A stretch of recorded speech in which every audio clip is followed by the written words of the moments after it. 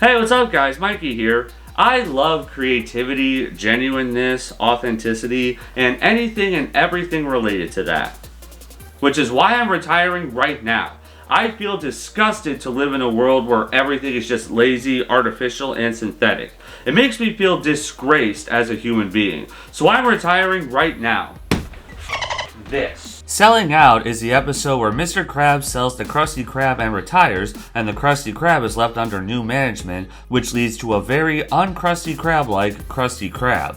This episode aired on September 23, 2005, and is the first time in Season 4 where Pearl makes an appearance. She also seems to take on a bit of a new precedent, which I will go further into a little later. This is also the first time in the series where a pair of 11-minute A and B episodes air apart from each other when premiering for the first time. Aside from episodes 65, Shanghai, and 66, Gary Takes a Bath from Season 2, all pairs of episodes in the first 3 seasons aired together. Here, these two 11-minute episodes air on different days, which becomes a lot more common for the rest of the show. Recently, I learned that this episode sparked some controversy because of how it portrays big businesses. While they may look fun on the outside, nothing behind the scenes is as genuine as everybody thinks, even the product. But again, we'll get to that. Despite what I just talked about, I always felt this was an enjoyable episode. Just like a lot of Season 4 I've already gone over, this has a great idea for a story, and this one in particular is something that truly feels in character for Mr. Krabs. So let's watch this so we can dissect all the goods and bads there is to talk about. So the episode starts up and the lunch rush comes to the Krusty Krab immediately. Mr. Krabs was so happy making money that he started to sing a song about how much he loved money and it meant the world to him, even compared to a sane person's actual world. After the song was over, a few businessmen came in, with the lead guy being Howard Blandy, the president of a franchising company that came in and bought every independently owned business in Bikini Bottom. And they're still much nicer than all the other rich f***s that are above Bikini Bottom. Literally! Mr. Krabs looks up to them because they were rich. Howard Blandy wants to buy the Krusty Krab, but Mr. Krabs did not budge at first. But after seeing a bunch of suitcases full of cash that were the size of a stalagmite, he gave in and sold it. He signs a contract giving away anything and everything else related to the Krusty Krab as long as he still gets the money from the sale. I wonder what the loophole of that contract is. Once he gets his moolah, he leaves, and some men start to renovate the Krusty Krab. Mr. Krabs tells SpongeBob and Squidward he's retiring and imagines the possibilities of what he could do now. SpongeBob is sad when he leaves, and the new owner of the restaurant, Carl, arrives and says that the restaurant will now be called the Krabby-O Mondays, and there will be a lot more changes now, which SpongeBob and Squidward were a little concerned about. The next day, Mr. Krabs sets off on his new retirement adventures and passes the newly opened Krabby-O Mondays. He goes to the new Hook Museum, paints a bowl of Krabby Patties when working with a bowl of fruit, and plays golf even though he hates it. He did all he wanted to do before it was noon, and he was already bored.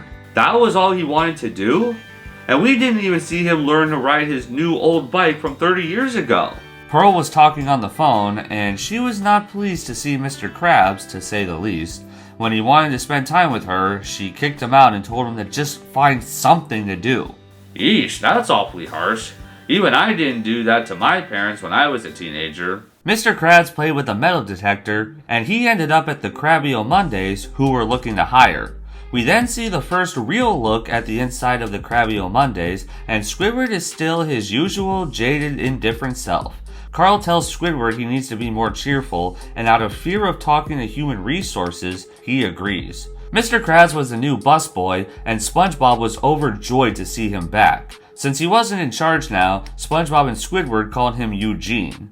As Eugene went about his day, he saw how much things had changed since the buyout. Squidward was now forced to be happy, the Krabby Patties were now made out of synthetic gray shit, and the cash registers were now automated.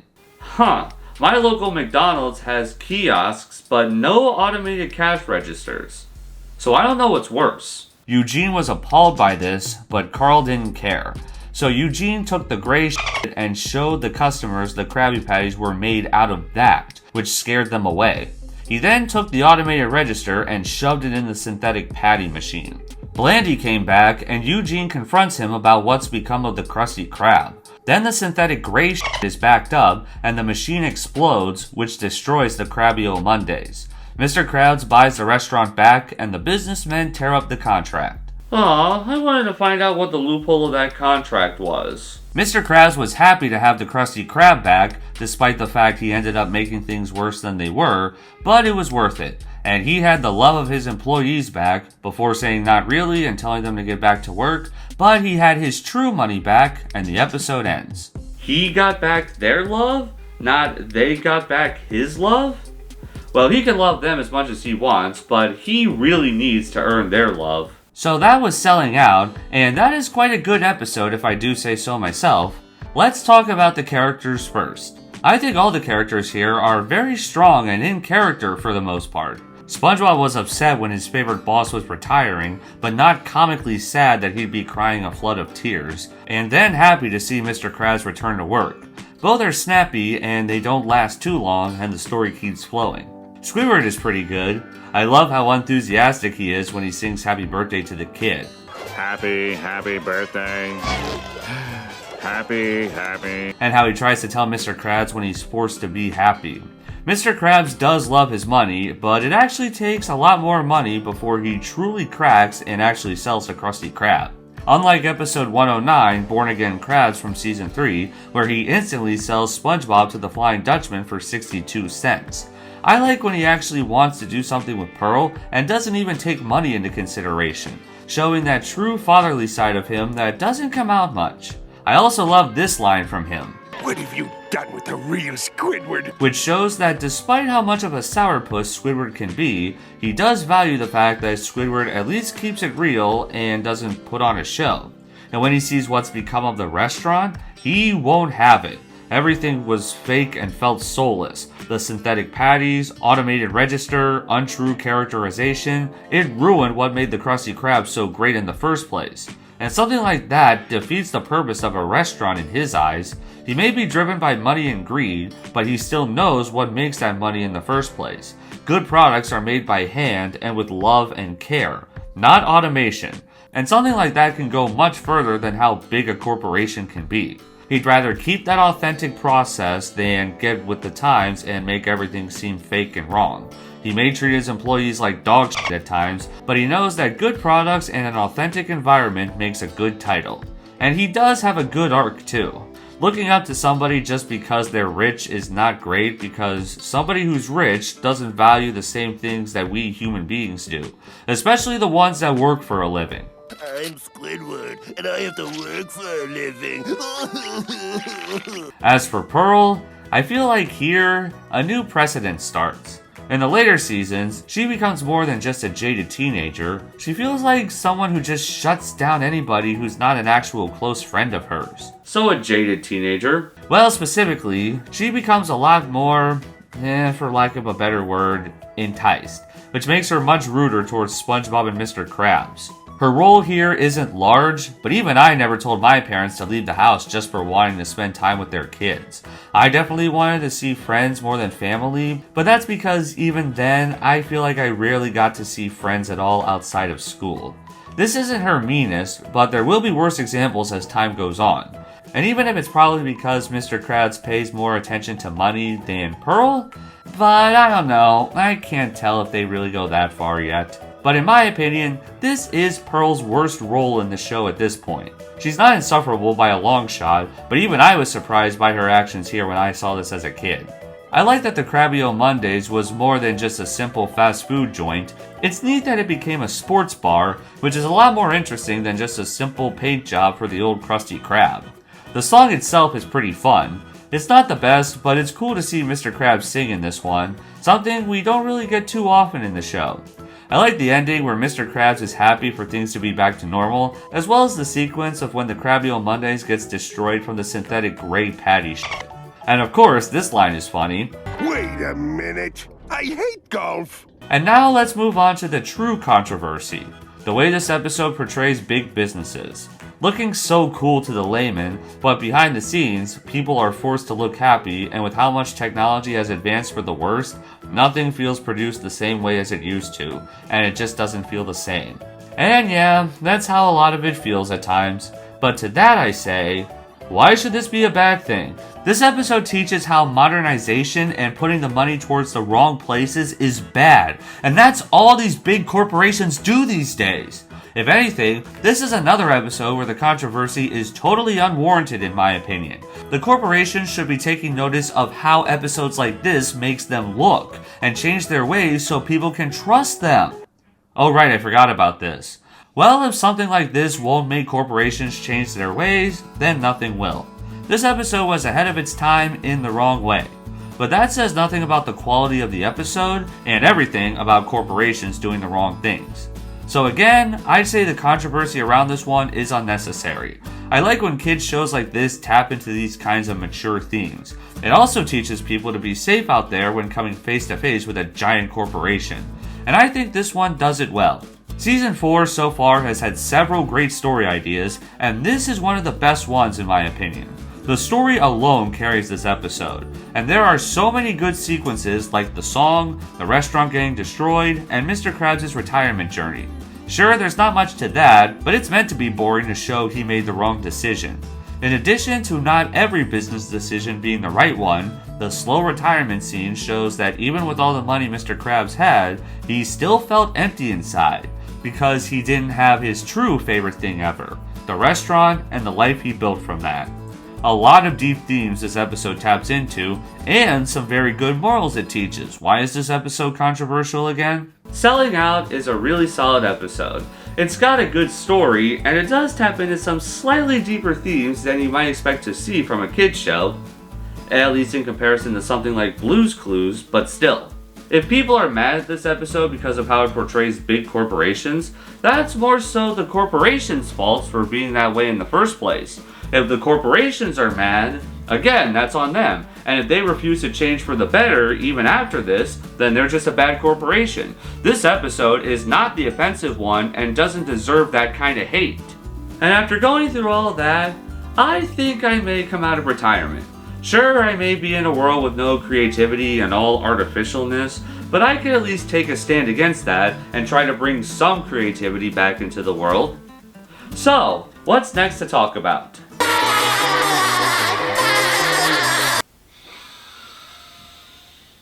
I can make this work. Funny Pants is the episode where Squidward tries to get SpongeBob to not laugh for a day, and SpongeBob thinks he couldn't laugh anymore as a result. This episode aired on September 30th, 2005, and is Sandy's first appearance in Season 4. We see her talk science in this episode, and here they really started to lead into the more brainiac inventor side of her character, which becomes much more common for the rest of the series. It's not like her badass side was dropped entirely because she does have some hardcore moments later on, but people blame this season for leaning more into the scientist side. And to that I say, this was shown in Season 1 and mentioned in Season 2. It's always been a thing for her. It doesn't matter. I just get really tired of people blaming all of the show's problems in the future on Season 4 because that's not the case at all. However, this episode does indirectly start a different precedent here, with SpongeBob's laugh being labeled as a bit of torture, especially with how SpongeBob's voice became much higher pitched starting with this season. Now I have stated a million times I never hated how SpongeBob's voice got higher pitched. I still feel that way, but I thought it's time I finally make my opinion final. See how much I agree with the statements everybody's made over the years on this matter. Let's watch this episode and see if it's as annoying as the fandom says it is. So the episode starts up and SpongeBob wakes Squidward up to take him to work. Another day, another dollar. Squidward thinks it's more like another nickel, and SpongeBob finds that so f***ing funny that he will not stop laughing about it, finding it funny because it's true. Yeah, he's not wrong. SpongeBob kept laughing all the way to work and all day long, driving Squidward to the brink of insanity. Even later at night he kept laughing, and Squidward couldn't sleep just thinking of that annoying sound. The next day, SpongeBob kept making that joke and got a couple paramedics to laugh along too. His side started to feel pain, so Squidward took this as an opportunity to get SpongeBob to shut the f*** up. He came in and claimed SpongeBob didn't look well, even tricking SpongeBob into thinking his temperature was 175 degrees. That's actually not bad. Believe it or not, sponges can handle extreme temperatures. Since SpongeBob had been laughing a lot, Squidward told him to be careful because if he uses his laugh box, the part of his body that enables laughter, too much with no break, it would burn out and he couldn't laugh again for the rest of his life. He has a vision where he's stuck in a machine without being able to laugh, while Patrick and Sandy can laugh freely, which scares him. Squidward tells him to try and stop laughing for at least 24 hours. SpongeBob is so relieved with this, and Squidward was delighted his plan worked. After work, SpongeBob tried to avoid laughing, but funny shit kept happening around him, starting off with Patrick slipping on a banana peel. He found a bunch of whoopee cushions on the ground from a truck that crashed, and a pie truck crashed into that, with the driver getting hit with pies. SpongeBob ran out of Bikini Bottom into a remote location where nothing was happening. Even in that remote location, there's still more funny shit there than anything that's happening these days. SpongeBob mostly buries himself, and the following morning, he tried to laugh, but nothing came out, which makes him think he lost his laugh. Well, to be fair, that wasn't 24 hours without laughing. That was 16 hours if anything. 20 at most. SpongeBob told Patrick about what happened, and Patrick tried using a match to look inside SpongeBob to check. SpongeBob told Mr. Krabs, who gets a giggle by just looking at money. SpongeBob didn't get the same reaction by looking at it or touching it. SpongeBob asks Sandy for help, who scientifically explains what laughter is, and gives SpongeBob a ton of books to read. Later that day, Squidward was enjoying the peace and quiet. SpongeBob still couldn't get his laugh back after reading the books, and he went sadly inside his house. Later that same evening, SpongeBob started crying hysterically, which Squidward discovers he hates more than his laugh. The crying lasted all night long, and Squidward got no sleep. Squidward finally got fed up with this and told SpongeBob that there was no such thing as a laugh box, and he made the whole thing up because SpongeBob was laughing too loud and long. Actually, after looking it up, a laugh box is another word for laugh track. It's just spelled differently. I will say I definitely prefer the current spelling. SpongeBob realized he could laugh the whole time, and he started laughing again. Squidward joined in, and even SpongeBob found it funny he fell for the joke. Squidward found it way funnier than SpongeBob did, and ended up laughing so hard that he broke his own laugh box and was taken to the hospital. Later on, SpongeBob, Patrick, Mr. Krabs, and Sandy came to see him in the hospital, explaining that his laugh box was cut out.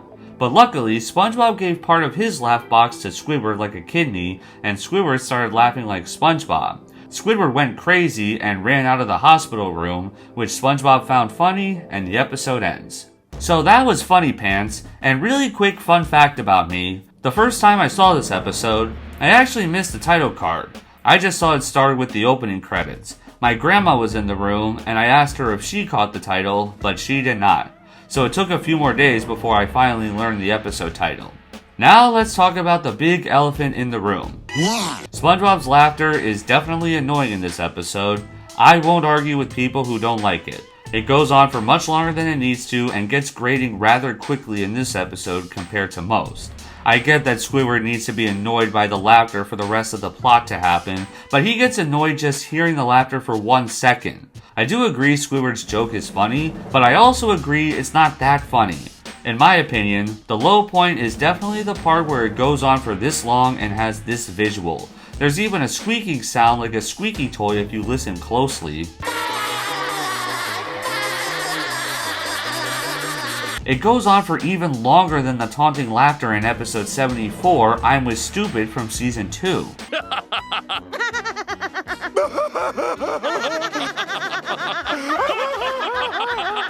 And since I brought this up, I want to segue to this real quick. With both of these episodes having annoying laughter, is it worse when it's done for the sake of being annoying like in Funny Pants, or with mean-spiritedness like in I'm With Stupid? Well, that depends. In Funny Pants, the laughter is much louder and higher pitched, but SpongeBob is at least laughing at a joke. But in I'm With Stupid, the characters are laughing at SpongeBob and refuse to take him seriously when he's trying to tell the truth. So after thinking about this, I think I might prefer in this show when laughter is more annoying than mean-spirited. I'm sure that's a controversial opinion, but knowing what SpongeBob goes through in that episode and considering he barely fights back, I actually dreaded this laughter a little less because of it. And even Squidward came up with a plan to shut SpongeBob up, which is in character, compared to how far Patrick betrays SpongeBob in this episode. So there you go, there's my controversial take on this episode. Oh right, I forgot about the crying. Well, I'll give that a pass because the crying doesn't nearly last as long as the laughter, and it serves as the punch Squidward needs to get him to tell the truth. And this visual of Squidward's house glaring and having hands appear to plug his ears makes up for it. And SpongeBob also cried a flood of tears back in episode 52, Grandma's Kisses from season 2. So the crying, which is also kind of annoying, I don't mind nearly as much and I didn't dread at all. Because even disregarding the annoying laughter and crying, there are a lot of redeeming factors about this episode. I like the way Squidward pulls off his trick on SpongeBob. All the funny shit that makes SpongeBob try to hold back his laughter is funny, especially the part with the banana peel.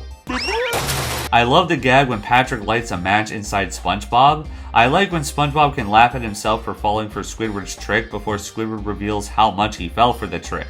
This exchange from SpongeBob and Sandy is one of my favorite lines from the season. Sounds painful. Science makes everything sound painful, SpongeBob. It's not much, but I'd argue it's one of the most underrated character lines throughout the whole series. There are some wholesome moments that I like too. I love when SpongeBob, Patrick, Mr. Krabs, and Sandy visit Squidward in the hospital. I like when Squidward joins in laughing with SpongeBob at the end, and even when he admits his own trick was rather harsh. And even with the laughter at the end, I still feel kind of warm on the inside seeing SpongeBob donated part of his laugh box to Squidward. Mr. Krabs letting SpongeBob touch his money is a little strange, but I like that he's still willing to help SpongeBob feel better. Even Squidward said he hated seeing SpongeBob sad. I really hate to see the little guy so sad, but not as much as I hate to see him happy. That counts for something, right? In conclusion, the laughter is quite annoying and can bring the episode down a few points. But all the redeeming factors I mentioned are more than enough to redeem this episode for me. I wouldn't call this episode terrible. If the laughter went on throughout the whole episode, then yeah, I'd probably think much worse of it. But that's not the case. It's definitely more of a mixed bag in my opinion. Some pretty annoying things and a lot of redeemable things. I do wish they toned down the pitch of his laughter because that would make this episode so much more tolerable. I understand why people can think this episode started the new negative reception of SpongeBob's laughter. And while it doesn't bother me as much as it does with others, I won't argue with those who don't like it either. But if a laugh box is another name for a laugh track, does that mean the SpongeBob characters produced laugh tracks this whole time? No. Funny Pants is a mixed bag episode. I do like a lot of what it does, but I feel if the laughter was handled differently, I probably wouldn't have had that conversation about the laughter being loud and annoying. I don't know, I think I'm just used to his laughter being like that, especially considering how much I continue to watch the show at this point, even though several of my friends have stopped watching the show at different times after the SpongeBob SquarePants movie. But all the same, it still has some good humor and great character moments, so it's definitely more average if anything. And while I agree that the another day, another nickel joke isn't super funny, at least it's an actual joke, which makes it at least 20,000 leagues better than, I don't know, whatever this is, whatever that stands for, good things.